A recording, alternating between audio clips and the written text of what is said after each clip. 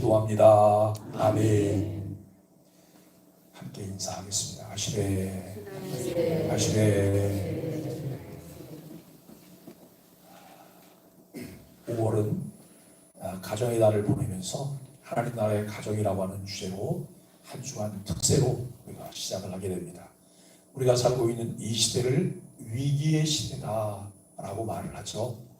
이 위기의 시대에 크고 작은 가정의 선택이 삶에 얼마나 큰 영향을 미치는지 우리가 살펴볼 수 있습니다. 그 영향은 믿음의 삶을 결정짓게 됩니다. 룻기의 첫 문장은 이렇게 시작이 됩니다. 사사들이 치리하던 때에 그 땅에 흉년이 드니라. 사사들이 치리하던 때에 그 땅에 흉년이 드니라 라고 하는 말씀으로 시작이 되는데요. 이것은 단순한 시간 정보가 아니죠. 하나님의 백성이 가장 어두운 시기를 지나고 있음을 상징하는 시대 선언이다 라고 말씀드릴 수 있습니다.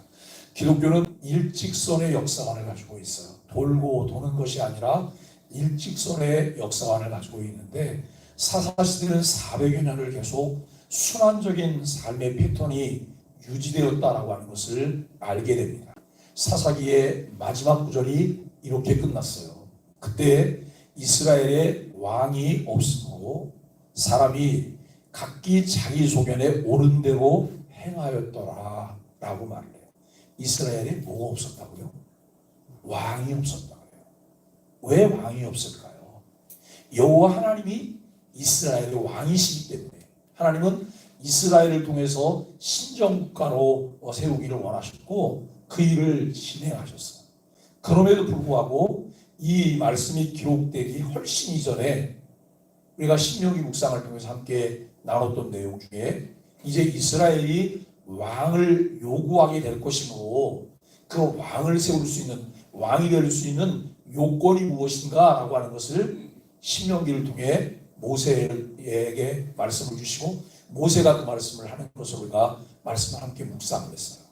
그런데 이스라엘에게는 왕이 없기 때문에 사람들이 각자 어떻게 하였다고요? 자기 소견대로. 이 말을 요즘 말로 말하면 자기 잘난 맛대로, 내 생각대로 하는 내 생각대로. 우리는 어떠세요? 우리는 무엇을 따라서 결정하시죠? 우리가 여러분 앵무새처럼 말은 잘해요. 성경대로요. 네? 성경이 가라오면 가고 성경이 서라고 하면 서요. 그래요. 과연 우리가 긴박한 상황에도, 그리고 그냥 평범한 때에도 언제든지 내가 무엇을 결정할 때 성경은 뭐라고 말했지? 성경이 어떻게 하라 그랬지? 여러분, 이것을 우리가 생각하고 계신가요? 이것을 생각할 수 있고 생각한다면 그것은 우리에게 참 편안함을 줘요. 안정됨을 줘요. 제가 가끔 말씀드리지만 세상에 많은 질병이 있는데 가장 무서운 고질적인 중증 질병이 있어요. 그게 무슨 병이에요? 다 모르시나요? 안달복달병이라고 아세요? 안달복달병. 이게 안달복달병에 걸리나요? 그러면 옆에 사람이 피곤해서 못 살아요. 안달복달병. 어떤 사람은 그 안달복달병의 형태가 막 말한 것으로 나타나고 어떤 사람은 우는 것으로 나타나요. 우리가 여러분 시도 때도 없이 울기로 하고 그냥 자기 생각을 말하고 걱정만 늘어놓고 이거 옆에 사람이 피곤해서 살 수가 없잖아요. 그런데 이때가 왕이 없으므로 자기 소견에 옳은 대로 행하였더라. 그러니까 여기 뒤에 옳은 대로 행하였다라고 하는 말이 더 치명적일 수 있어요. 모두가 내 생각이 옳다는 거예요. 나는 지금 옳게 가고 있다는 거예요. 그런데 어때요? 기준이 다 달라요. 기준이. 무엇에 기준을 두고 결정하고 우리가 행할 것인가. 적어도 우리가 여러분 일치된 정서와 일치된 기준을 갖게 되기를 바랍니다. 무엇을 통해서요? 성경을 통해서요. 담임 목사가 말발이 조금 세니까 담임 목사가 기준이야. 이거는 망하는 대로 가는 거예요. 담임 목사가 하나님 말씀을 잘 배워나면 문제가 없어요. 근데 그게 아니면 그것도 옳은 게 아니잖아요. 하나님의 왕되심을 거절한 시대가 그 시대예요. 도덕적 혼란과 영적 타락이 투득한 시대였고, 공동체와 가정이 무너지고 정의가 사라진 시대였다라고 말할 수 있습니다. 바로 그 시대 한가운데에서 한 작은 가정의 선택과 이야기가 펼쳐지죠. 어두운 시대에 빛나는 작은 이야기인데요, 룻기는 화려한 영웅이 등장하지 않아요. 전쟁도 없어요. 기적도 없어요. 오히려 흉년, 이주, 죽음, 과부, 빈손, 요 5개의 낱말을 생각하면 암울해요. 정말 암울한 이런 시작이 되고 있어요. 하지만 바로 이곳에서 하나님 나라 가정을 세워가시는 하나님의 신실한 손길이 조용히 역사하고 있다는 것이죠. 영적 암흑의 시대라 할 수 있던 그때 설상가상 흉년까지 들어 극심한 삶의 어려움을 만나게 됩니다. 결정해야 하는 중요한 순간이에요. 여기서 굶어 죽느냐, 아니면 어떤 액션을 취해서 이제 그 연명하면서 뭔가 새로운 희망을 좀 만들어 갈 수 있느냐, 이것은 우리에게 절박한 상황 속에 꼭 갖지 않으면 안 되는 생각이기도 하죠. 눈앞에 펼쳐진 현실적 문제를 선택할 것인지, 어려움 중에도 영원한 문제인 신앙적인 선택을 해야 할 것인지를 결정해야 하는 순간입니다. 우리에게 이러한 문제가 발생하면 무엇을 선택할 때 우리의 기준은 무엇일까요? 본문에는 한 가정이 등장해요. 엘리멜렉이라는 사람의 가정입니다. 여러분, 그에게는 나옴이라고 하는 아내와 기련과 말론이라고 하는 두 아들이 있었습니다. 그들이 거주하는 지역은 베들레헴 지역이에요. 어디에 거주했다고요? 베들레헴이라고 하는 지역에 거주한. 베들레헴 그러면 뭐가 생각이 나요? 예수님이 태어나신 데가 유대 땅 베들레헴 아니에요? 이 베들레헴이라고 하는 지역인데요, 이 베들레헴이라고 하는 이 지역의 의미가 뭐냐면 떡집이라는 의미예요. 떡집. 그 떡집에는 당연히 뭐가 있어요? 떡이 있죠. 이 떡집이라고 하는 의미가 담겼는데 그들의 고향인 베들레헴에는 정작 먹을 떡이 끊겨졌습니다. 그 지역에 극심한 이제 흉년이 들었다는 것은 이미 전제하여 오늘 말씀이 시작되었기에 배고픔의 문제를 해결하기 위해 무엇인가를 결정해야 합니다. 그때 엘리멜렉은 아내 나오미와 두 아들과 함께 모압 땅으로 이주를 하고 떠나게 되죠. 이 선택은 전개되는 현실적인 상황에 따라 겉으로 보면 매우 필요한 현실적인 결정이라고 생각이 돼요. 왜냐하면 거기 앉아있으면 굶어 죽으니까. 자, 우리가 또 하나 좀 이렇게 예를 들어서 보면, 요셉이 형님들에게 팔려서 애굽 땅으로 갔잖아요. 그렇죠? 그런데 애굽 땅에서 그가 감옥 생활도 하고 총리 대신도 돼 있을 때, 이제 그 형님과 아버지 가족들이 있는 그 지역이 극심한 흉년이 들었어요. 흉년이 들어서 이들이 양식을 사러 애굽으로 가요. 애굽에 흉년이 있다, 이게 양식이 있다고 해서 애굽에 가요. 그리고 애굽에 가서 양식을 사오는 과정에서 이들이 이제 애굽으로 다 이주하지 않으면 안 되는 그런 상황들이 펼쳐지잖아요. 여러분, 그 상황과 여기 이제 흉년이 들어서 이들이 무엇을 선택하고 이주하려고 하는 것에 어떤 차이가 있을까요? 우리는 이것은 이들의 선택이에요. 이들의 선택. 그러면 그 야곱의 일가가 선택하는 것은 그들의 선택이 아니었나요? 우리는 그 일이나 이 일이나 배후에서 역사하시는 하나님의 섭리가 있다고 하는 것은 똑같이 봐야 돼요. 그런데 전개되는 과정 가운데에서 무엇이 이끌고 가고 있느냐라고 하는 것을 중요하게 보아야 할 것입니다.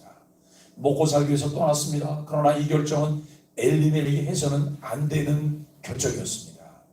흉년의 위기를 넘기기 위해서 그들이 선택해서 이주한 모압 땅은 어떤 땅이었을까요? 신명기 23장 3절에 보니까 하나님께서 회중에 들어오지 못하게 하셨다라고 말을 해요. 회중에 들어오지 못하게 하셨다. 여러분, 모압 그러면 뭐가 또 생각이 날까요? 모압 그러면 암몬도 생각이 나야 되는 거예요. 이 암몬과 모압, 이들은 부정한 것을 통해서 여러분 이 세상에 태어난 그 이름들이기 때문에요. 그런데 그 모압은 회중에 들어오지 못하게 하신 이방의 땅으로 우상숭배와 음란함의 상징이었다고 하는 거예요. 복 있는 그리스도인들은 분별력과 바른 선택을 위한 지혜가 있어야 합니다. 악인의 길을 따르지 않고 죄인의 길에 서지 않고 오만한 자의 자리에 앉지 말아야 합니다. 그 이유는 이미 복을 받은 하나님의 사람으로 구별된 자들이기 때문에 내가 무엇을 선택해야 되는가, 이 문제는 우리에게 너무나 중요한 문제이기 때문에 그렇습니다. 그들이 여호와의 말씀을 즐거워하고 주야로 묵상할 때 시냇가의 신기한 나무처럼 열매를 맺게 될 것입니다. 그러나 악인은 그렇지 않다고 말해요. 악인은 바람에 나는 겨와 같아요. 심판을 견디지 못해요. 의인의 회중에 들기되지 않는다고 하는 거예요. 흉년 문제로 엘리멜렉이 모압을 선택한 것은 작은 문제가 아니라 심각한 문제이고 가장 근본적인 문제인 거예요. 여러분, 모든 것들이 다 내 임의로 할 수 있어요. 내 임의로. 그러나 하나님은 아담과 하와에게 한 가지를 금하셨어요. 그것이 무엇일까요? 동산 중앙에 있는 나무실과를 따먹는 것. 선악과를 먹는 날에는 정령 죽으리라 라고 말씀하셨어요. 하나님께서 우리의 자유를 억압하기 위해서 통제하는 것이 아니라 우리에게 자유를 주셨으나 그 자유를 영원토록 누리게 하시기 위해서 하나님이 금하신 것이 있음을 우리는 분명히 인지해야 합니다.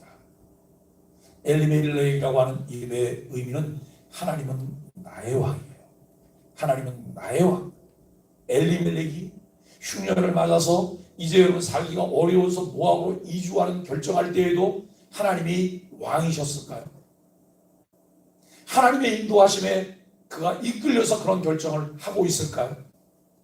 하나님의 통치에 의해서 그가 하나님의 나라를 추구하는 마음으로 그런 결정을 하게 됐을까요?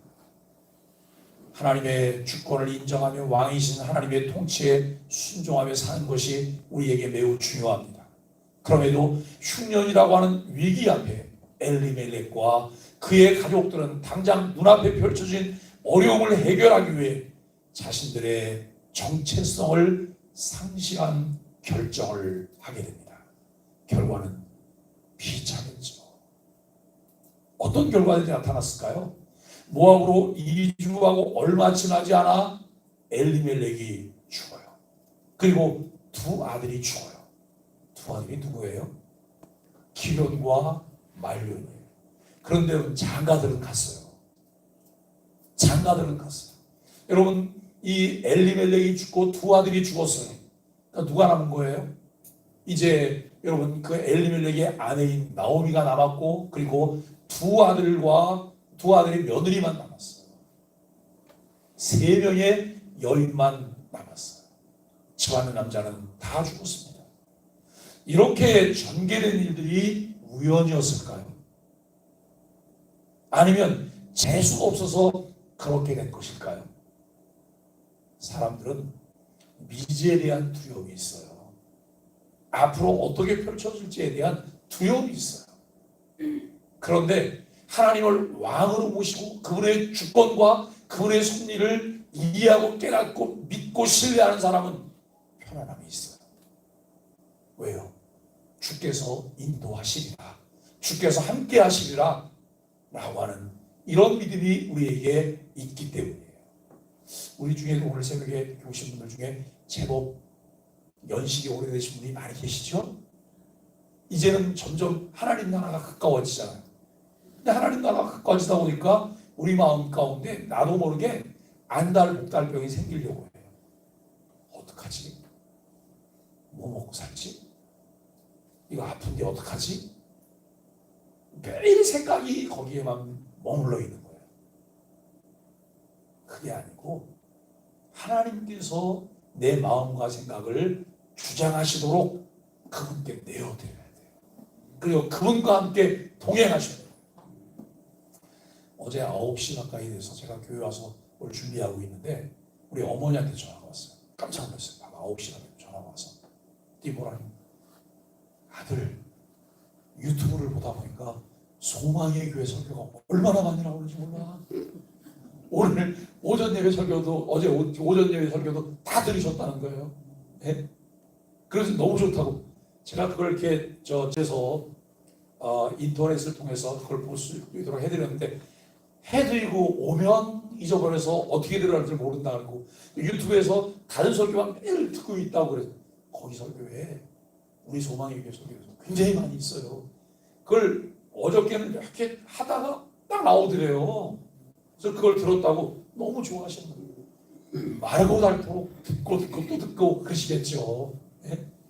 여러분 내 생각을 무엇이 주장할까 생각해보세요. 가장 많이 영향받는 것이 내 생각을 주장하는 거예요. 그것이 여러분 내 생각을 주장하면 그 꿈도 꿔요. 그것에 대한 생각을 매일매일 해요.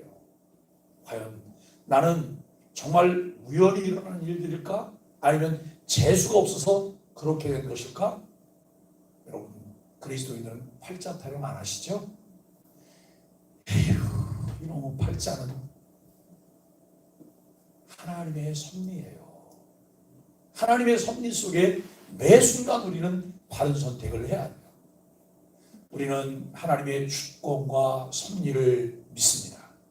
우리들의 삶의 크고 작은 모든 일들의 배후에는 삶의 주인 되시는 하나님의 주권과 섭리가 있음을 믿는 것이 우리 신앙의 바른 고백이에요. 때로는 내게 화가 미쳤을 때도 어려운 일이 생겼을 때도 그것을 우리가 받아들이며 주님을 바라보는 거예요. 그것이 여러분 신앙적인 자세인 것이죠. 중요한 결정을 해야 하는 절박한 상황에서 그냥 전개되는 상황에 따라 결정한다면 우리는 삶에서 하나님은 어떤 분으로 무슨 일을 하실 수 있을까요? 여러분 이 홍수 가운데 물이 급류를 일으키면서 흘러가요. 거기에 그냥 나뭇가지 하나 던져놓으면 이 나뭇가지는 자기가 뭘 해보지도 못하고 그냥 물의 속도에 따라서 휩쓸려 가는 거예요. 그런데 살아있는 물고기는 절대 그냥 떠내려가지 않아요. 조금 여러분 지혜가 있는 물고기는 그 급류를 피해서 옆에 숲으로 들어가 있든지 아니면 이걸 거슬러 올라가든지 아니면 파도 타기를 하면서 즐기고 있겠죠. 오늘 우리에게 내가 할 수 있는 것은 무엇일까요? 하나님이 주인이심을 하나님의 주권을 인정하고 그분이 삶 가운데 나를 인도하신다고 하는 확신을 갖고 계십니까? 우리가 요즘 소망의 아침 묵상이 신명기예요. 신명기 주제는 우리 앞서 인도하시는 하나님이에요. 우리 앞서 인도하시는 하나님. 이 믿음을 가지고 살아갈 수 있기를 바랍니다. 사람이 마음으로 무엇을 결정할 수 있어요. 그러나 결과는 하나님의 손에 달려 있습니다. 마음의 경영은 사람에게 있어도 말의 응답은 여호와께로서 난다라고 말씀합니다. 하나님 없이 내리는 판단의 결과는 우리 자신도 장담할 수 없으며 책임질 수도 없습니다. 엘리멜렉의 가정은 현실 앞에 속절없이 무너졌습니다. 그들의 미래는 말이다. 룻기의 이야기를 단순히 한 가정의 이야기로만 국한해서 보아서는 안 될 것입니다. 다음 세대가 다른 세대가 되어버린 사사시대를 지나 무너진 가정 위에 세워지는 메시아의 계보에서 구속사적 흐름을 우리가 볼 수 있습니다. 눈앞에 보이는 작은 그림들이 있지만 그것보다 더 넓게 포괄적으로 보며 입체적으로 보여주시려는 하나님 나라의 가정이 회복되는 과정을 우리에게 보여주고 있습니다. 이야기는 절망으로 시작되지만 우리는 룻기 전체를 통해 하나님의 구속사가 이 비극 속에서도 전진하고 있다고 하는 것을 발견할 수 있어야 합니다. 이방 여인 룻을 불러들이시는 하나님의 은혜, 가문의 단절을 회복시키시는 보아스라고 하는 구속자의 등장, 이 부분을 우리는 눈여겨보아야 할 것입니다. 결국 룻과 보아스를 통해서 다윗 왕이 태어나게 돼요. 다윗의 계보에서 예수 그리스도께서 나시게 된다고 하는 것을 우리는 보아야 합니다. 여러분, 창세기부터 요한계시록까지 보면서 일관성 있게 여러분 흐르고 있는 주제가 무엇입니까? 예수 그리스도, 하나님의 나라, 하나님의 주권, 이 부분들이 일관성 있게 흐르고 있다고 하는 거예요. 그렇다면 역사의 흥망성쇠를 주관하시는 이가 하나님이시라는 거예요. 우리가 하나님의 뜻에 맞게 바른 선택을 할 때 우리는 불필요한 고통을 죽일 수 있어요. 그러나 내 임의로 내 생각대로 무엇을 선택하는 우리가 과오를 범할 때 거기에 대한 대가를 우리가 지불해야 한다라고 하는 것입니다. 하나님은 흉년의 시간도 실패의 순간도 결코 헛되이 하지 않으신다는 거예요. 우리는 너무 자주 실패하잖아요. 너무 자주 실수하거든요. 우리가 하나님 의지하면서 하나님 뜻대로 한다고 하면서도 어느 순간에 벌써 훌쩍 내 생각대로 뭘 결정했어요. 또 실수했네. 또 실수했네. 이게 반복돼요. 그런데요, 거기에도 또 하나님의 은혜가 있어요. 실수했음에도 불구하고 하나님은 우리를 포기하지 않으신다는 거예요. 하나님이 나를 버리시지 않으신다는 거예요. 그 실수한 상황 가운데서도 하나님은 우리가 교훈을 얻게 하시고 깨달음을 갖게 하시고 바른 길로 갈 수 있는 용기를 갖게 하신다라고 하는 것을 깨닫게 돼요. 우리가 여러분 성경에서 말하는 고난을 이야기할 때 어떤 고난들이 있을까요? 어떤 고난을 보면서 쌤통이네 이렇게 말할 수 있는 고난도 있어요. 왜요? 내 고집대로 내 생각대로 선택한 것에 의해서 주어지는 고난이 있기 때문에. 그런데 내 생각대로가 아니라 하나님 말씀에 순종하다가 내가 당하게 되는 고난들이 있잖아요. 어려움이 있어요. 그 고난에 대해서 베드로는 뭐라고 말하냐면 아름답다라고 말을 해요. 그 고난은 아름답다. 내가 믿음의 길을 선택하고 정도를 걸어가면서 겪게 되는 어려움들은 아름다운 것이다 라고 하는 것을 말씀하고 있습니다. 무너진 가정도 또 믿음의 회복기에 구속사의 통로가 될 수 있음을 묻기를 통해 우리에게 보여줍니다. 흉년 속에서도 하나님은 여전히 일하고 계십니다. 우리의 삶의 크고 작은 사건, 사고 속에서도 일하시는 하나님의 섭리에 관심을 갖고 하나님께 무엇을 주장하며 관철시키려고 하는 자세가 아닌 구하고 찾고 문을 두드리는 간절한 기도의 자세가 필요해요. 여러분, 삶이 어렵죠? 힘들 때가 있어요. 막막할 때가 있어요. 그때 우리가 무엇을 이미 그림을 그려놓고 하나님에게 이것 주세요, 저것 주세요, 그리고 주장하지 않게 되기를 바랍니다. 백지로 내려놓으셔야 돼요. 하나님, 무엇을 보아야 할까요? 하나님, 무엇을 해야 될까요? 하나님께서 어떻게 하실 거예요? 이렇게 묻는 것을 우리가 시작해야 합니다. 그래서 우리는 찾는 거예요. 그리고 여러분, 우리가 정말 하나님 앞에 그 찾고 구하고 두드리는 이 일을 통해서 하나님과 함께 교통하며 주님이 나를 위해 준비해 놓으신 놀라운 은혜를 힘있게 되기를 간절히 바랍니다. 사랑하는 소망의 가족 여러분, 오늘 우리도 흉년의 시대를 살아갑니다. 경제적인 흉년, 관계의 흉년, 영혼의 흉년, 각기 자기 소견에 따라 살아가는 세상 속에서 하나님 나라의 가정을 지킨다는 것은 점점 더 어려워지고 있습니다. 하지만 성경은 우리들에게 깨달음을 주십니다. 하나님은 흉년 중에도 일하신다. 작은 선택 하나가 구속사의 전환점이 될 수 있다라고 하는 것을 깨닫게 하십니다. 우리 가정의 결정이 현실적 결정이 아니라 하나님 중심의 선택이 되기를 바랍니다. 자녀 교육에서, 직장 선택에서, 관계 회복에서 우리는 하나님 말씀에 귀를 기울이고 믿음으로 선택할 수 있게 되기를 바랍니다. 매일 꾸준히 소망의 아침 묵상을 하는 것이 우리로 하여금 다른 선택을 할 수 있는 실력을 배양하게 합니다.